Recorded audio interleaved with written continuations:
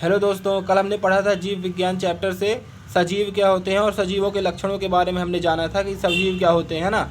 और सजीवों के लक्षण 3-4 लक्षणों के बारे में हमने जाना था, जैसे कि श्वसन, पोषण, वृद्धि, प्रजनन, है ना। कुछ लक्षण शेष रह गए थे, तो इन लक्षणों के बारे में अभी आइए जान लेते हैं। ये कक्षा 11 का नया बैच स्टार्ट हुआ है और डेली इसमें वीडियो कक्षा 11 के जीव विज्ञान के अपलोड होते जाएंगे।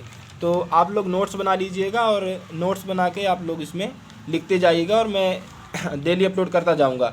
निश्चित अमाप एवं आकार के साथ व्यक्तिकता, ये कल हो गया था अपना, है ना। आम के पेड़ को बरगद के पेड़ से कैसे पहचाना जा सकता है ना, उनके अमाप और आकार के द्वारा। श्वसन हो गया था, बाहरी वातावरण से वायु, हवा जो होती है उसको अंदर खींचना, है ना, जिससे कार्बन डाइऑक्साइड बाहर निकलती है, हवा को हम लोग लेते हैं अंदर। पोषण क्या होता है? न्यूट्रिशन, हर जीव को जिंदा रहने के लिए जो है तो भोजन की आवश्यकता होती है। वृद्धि, ग्रोथ क्या होती है ना। संवेदनशीलता, कॉन्शियसनेस, ताप, प्रकाश हमको अनुभव होता है। प्रजनन, एक जीव से नया जीव एक प्रकार प्रत्येक जीव अपने समान नया जीव उत्पन्न करते हैं, है ना। माता पिता हो गए, है ना, अनेक बछड़े, गैया, कल उदाहरण देकर मैंने समझाया था। अब आइए देख लेते हैं आज के नए टॉपिक आनुवांशिक पदार्थ के बारे में। कोशिका विभाजन, कोशिकाओं का विभाजन होता है तभी हमारे शरीर में वृद्धि विकास होता है। तो कोशिकाओं का विभाजन, अर्धसूत्री विभाजन, समसूत्री विभाजन। अर्धसूत्री विभाजन हम लोगों में पाया जाता है। तो दो प्रकार के कोशिका विभाजन होता है, एक होता है अर्धसूत्री विभाजन, दूसरा होता है समसूत्री विभाजन। अर्धसूत्री विभाजन हम लोगों में पाया जाता है ना। और आनुवांशिक पदार्थ क्या होता है, सबसे पहले जान लेते हैं कि आनुवांशिकता क्या होती है। तो एक पीढ़ी से लक्षणों का दूसरी पीढ़ी में स्थानांतरण होना आनुवांशिकता कहलाता है ना। पीढ़ी दर पीढ़ी लक्षणों का स्थानांतरण, यानी कि माता पिता से लक्षणों का स्थानांतरण हम लोगों में हो जाएंगे, लक्षण आ जाएंगे, तो वो आनुवांशिकता कहलाता है। जेनेटिक मटेरियल कहलाता है। सभी जीवों में आनुवांशिक पदार्थ पाया जाता है। तो सभी जीवों में कौन सा आनुवांशिक पदार्थ पाया जाता है? डीएनए पाया जाता है। सभी प्रोकैरियोटिक एवं यूकैरियोटिक जीवों में डीऑक्सीराइबोज न्यूक्लिक अम्ल आनुवांशिक पदार्थ के रूप में पाया जाता है। प्रोकैरियोटिक क्या होता है? जिसमें केंद्रक सुस्पष्ट नहीं होता है, स्पष्ट रूप से नहीं होता है। और यूकैरियोटिक कोशिकाएं जो मानवों में पाई जाती हैं, हम लोगों में पाई जाती है, सजीव जीवों में, जिनमें केंद्रक, गाल्जिका, माइटोकॉन्ड्रिया, है ना, हर ये सब एकदम स्पष्ट होते हैं। केंद्रक एकदम स्पष्ट होता है, केंद्रिका एकदम स्पष्ट होती है। उनमें क्या होता है कि डीएनए न्यूक्लिक अम्ल के रूप में सभी जीवों में, मानवों में, हम लोगों में डीएनए न्यूक्लिक अम्ल आनुवांशिक पदार्थ के रूप में पाया जाता है। और पेड़ पौधे राइबोज न्यूक्लिक अम्ल आरएनए आनुवांशिक पदार्थ के रूप में जो पेड़ पौधे होते हैं उनमें आरएनए पाया जाता है, राइबोज न्यूक्लिक अम्ल आनुवांशिक पदार्थ के रूप में पाया जाता है। तो आप लोगों के समझ में आया कि जो जीव जंतु होते हैं उनमें डीएनए पाया जाता है आनुवांशिक पदार्थ, और जो पेड़ पौधे होते हैं उनमें आरएनए पाया जाता है। कहने का मतलब ये है इसका पूरा। आप लोग इतना भी थोड़ा सा लिख सकते हैं ना, ध्यान में रख के। आनुवांशिकता क्या, ये आनुवांशिकता तो हो गया, है ना। अनुकूलनशीलता क्या होता है? अडैप्टेबिलिटी। तो प्रत्येक सजीव अपने आप को वातावरण के अनुरूप जो है तो ढाल लेता है या फिर बदल लेता है। वो सजीव का गुण अनुकूलन कहलाता है। तो जैसे कि बर्फीले पहाड़ों में या फिर बर्फीले प्रदेशों में जंतु जो पाए जाते हैं, तो बर्फ़ रहती है वहाँ, तो बर्फ़ रहने के कारण ठंडी रहती है। ठंडी से बचने के लिए जो भालू होते हैं उनके शरीर में लंबे लंबे बाल पाए जाते हैं, तो उनको ठंडा नहीं लगती है, बड़े बड़े बाल पाए जाते हैं। वहीं अपना बर्फीले प्रदेशों में, बर्फीले पहाड़ों में सफ़ेद भालू पाए जाते हैं, आप लोग जानते होंगे। रेगिस्तान में पाए जाने वाले पौधे वाष्पोत्सर्जन की दर को, वाष्पोत्सर्जन को कम करने के लिए, है ना, वाष्पोत्सर्जन कम से कम हो, यानी कि पानी का उत्सर्जन, जो पानी निकल जाता है रंध्रों से, वह कम से कम निकले। क्योंकि रेगिस्तान में क्या पाया जाता है? रेत ही रेत रहती है, और जो धूप खूब होती है तो वहाँ क्या हो जाता है? बहुत गर्मी हो जाती है। तो वहाँ से जो पौधे होते हैं, एक तो पौधे पाए नहीं जाते हैं, और जो कैक्टस पौधा पाया जाता है तो उसकी पत्तियाँ छोटी और कांटेदार हो जाती हैं, और कांटेदार हो जाने से वाष्प का उत्सर्जन कम होता है ना। रात को जो है तो अपना वाष्पोत्सर्जन कर लेते हैं, दिन को एकदम बंद किए रहते हैं अपने रंध्र को, जिससे कम से कम पानी तो नहीं निकल पाए, क्योंकि वहाँ पानी की बहुत कमी होती है। अब इसी प्रकार यही होता है ना अनुकूलन, मतलब परिस्थिति कैसी है उसके अनुसार अपने आप को हम ढाल लिए। अगर परिस्थिति बुरी है तो अपने आप को हम ऐसा बना लिए कि उस बुरी परिस्थिति में भी अपने आप को जो जीवित रख सकें। जैसे कि कैक्टस, परिस्थिति इसकी सफ़ेद भालू की भी बुरी थी। इसी प्रकार इंसान भी जब कहीं जाते हैं, कभी सर्दी का मौसम आता है, कभी गर्मी का मौसम आता है, तो वो भी अपने आप को परिस्थिति के अनुकूल ढालने की कोशिश करता है ना।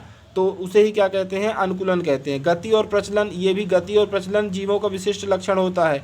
दिशा में होने वाला परिवर्तन गति कहलाता है, और स्थान में होने वाला परिवर्तन प्रचलन कहलाता है। तो ये पेड़ पौधे में नहीं पाया जाता है। हम लोगों में जो जीव होते हैं वो चल फिर लेते हैं, तो गति और प्रचलन पाया जाता है। Movement and locomotion. उत्सर्जन एक्सक्रीशन क्या कहलाता है? उत्सर्जन जो हम लोग खाना खाते हैं ना, उस खाना का जो है तो कुछ पदार्थ शरीर में उपयोग हो जाता है और जो व्यर्थ पदार्थ होता है वो बाहर निकल जाता है मलमूत्र इत्यादि के द्वारा। तो वो व्यर्थ पदार्थ कार्बन डाइऑक्साइड निकल गया, है ना, गैस के जरिए बाहर निकल गया, यूरिया हो वो मूत्र के जरिए बाहर निकल गया, अमोनिया हो गया, यूरिक अम्ल हो गया। तो ये सब व्यर्थ पदार्थ होते हैं, ये शरीर के लिए विषैले होते हैं, ये शरीर से बाहर निकल जाना ही इनका अच्छा होता है। और जो ग्लूकोज वगैरह होते हैं और तो वो सब क्या होते हैं, शरीर में उनका उपयोग हो जाता है। तो उत्सर्जन क्या होता है, हानिकारक और विषैले जो शरीर के लिए हानि पहुंचा सकते हैं, ऐसे पदार्थ शरीर से बाहर निकल जाते हैं, यह क्रिया उत्सर्जन कहलाती है। ठीक है ना, हानिकारक पदार्थों का शरीर से बाहर निकलना, जैसे कि गैस हो गई, यूरिया बाथरूम हो गया, है ना, मलमूत्र हो गया, इनका बाद शरीर से बाहर निकलना ही सही होता है। जीवन चक्र क्या होता है, तो जीवन चक्र लाइफ साइकिल, किसी भी जीव की एक प्रजननी पीढ़ी से दूसरी प्रजननी पीढ़ी के बीच जितनी क्रमिक अवस्थाएं होती हैं उन्हें एक साथ मिलाकर उस जीव का जीवन चक्र कहा जाता है। एक प्रजननी पीढ़ी माता पिता हो गए, उनकी कितनी क्रमिक अवस्थाएं हैं, दूसरी प्रजननी पीढ़ी हम लोग हो गए, उनकी कितनी क्रमिक अवस्थाएं हैं। क्रमिक अवस्थाओं से मतलब हम लोग बच्चे हुए, बच्चे से वयस्क होते हैं, वयस्क से बूढ़े हो जाते हैं, बूढ़े से फिर मर जाते हैं। तो इस प्रकार जीवन का चक्र चलता रहता है, बच्चे से वयस्क, वयस्क से बूढ़े हो गए, जवान हो गए, फिर बूढ़े हो गए, बूढ़े हो जाने के बाद मर गए, ये जीवन चक्र लाइफ साइकिल कहलाता है ना। तो ये आप लोगों को समझ में आ गया होगा। मृत्यु क्या होती है, मृत्यु यानी कि डेथ। प्रत्येक जीव के कोशिकाएं होती हैं, ऊतक होते हैं, अंग होते हैं, अंग तंत्र होते हैं, उनकी कार्य क्षमता जो होती है उम्र बढ़ने के साथ साथ, जैसे कि हम लोग जब बूढ़े होते जाते हैं तो हमको दिखाई देना बंद हो जाता है, हमारे शरीर की जो चमड़ी रहती है वो सिकुड़ जाती है ना, और क्या हो जाता है, और बाल वाल सब झड़ जाते हैं, चमड़ी सिकुड़ जाती है, एकदम शरीर में कुछ नहीं रह जाता है। तो वो क्या कहलाता है, क्षरण कहलाता है। और यही क्षरण आगे चल के मृत्यु का कारण बनता है। आजकल तो 60 साल में, 70 साल में कई लोग मर रहे हैं। मृत्यु जीवन की नीति है, और क्योंकि जीवन का अंत मृत्यु के रूप में ही निर्धारित होता है। मृत्यु तो नीति है, जिसका जन्म हुआ है उसका मृत्यु होगी। अमीबा और जीवाणु जैसे जीव अमर होते हैं। क्यों अमर होते हैं, क्योंकि ये द्विविखंडन करते हैं, और द्विविखंडन की प्रक्रिया द्वारा जो है तो ये अमर होते हैं। अब यहाँ पर संरचना और विशिष्टता क्या होती है, जैसे कि सजीव अनेक प्रकार के रसायनों से बने होते हैं। जो सजीव होते हैं, जो जीव होते हैं, उनके अंदर अनेक प्रकार के रसायन पाए जाते हैं, जैसे कि H2O हो गया, पानी से बने होते हैं, है ना, तो हाइड्रोजन हो गया, ऑक्सीजन हो गया, विभिन्न प्रकार के रसायनों से बने होते हैं।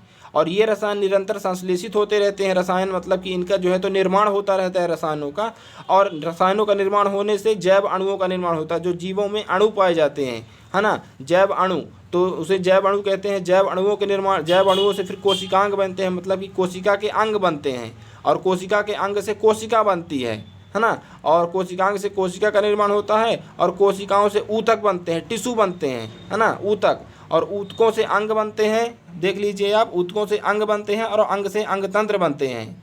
और जब अंग तंत्र बन जाते हैं तो विशिष्ट जीव की रचना होती है। तो मुझे आशा है कि आप लोगों को समझ में आया होगा। रसायन से जैव अणु, जैव अणु से कोशिकांग, कोशिकांग से कोशिका का निर्माण होता है, कोशिकाओं से टिश्यू अर्थात ऊतक, और ऊतक से अंग, और अंग से अंग तंत्र का निर्माण होता है। और अंग तंत्र से क्या होता है, विशिष्ट जीव की रचना होती है, अर्थात हम लोगों की रचना हो जाती है।